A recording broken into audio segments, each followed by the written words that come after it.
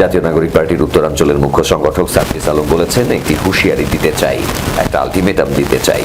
জাতীয় নির্বাচনের মতো সরকার থেকে শুরু করে প্রশাসনের কেউ যদি বিন্দুমাত্র স্থানীয় নির্বাচনে ইঞ্জিনিয়ারিং করার চেষ্টা করে, এই বাংলাদেশে আর কোনোদিন সেটা সম্ভব হবে না।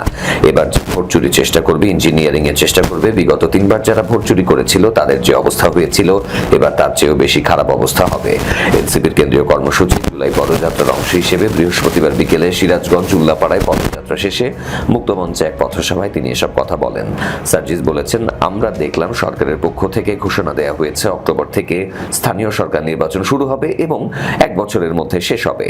আমার এজন্য বিএনপি সরকারকে ধন্যবাদ জানাই। সীমান্ত ইস্যুতে বলেছেন, আমরা স্পষ্ট করে একটা কথা বলতে চাই, আবারও সীমান্ত দিয়ে আমরা একজনকেও পুশিন দেখতে চাই না, সীমান্তে কোনো হত্যাও আমরা দেখতে চাই না। অনুষ্ঠানে এনসিপির কেন্দ্রীয় নেতা সরওয়ার তুষার, এস এম সাইফ মুস্তাফিজ, মাহিন সরকার সহ স্থানীয় কেন্দ্রীয় নেতৃবৃন্দ বক্তব্য রাখেন।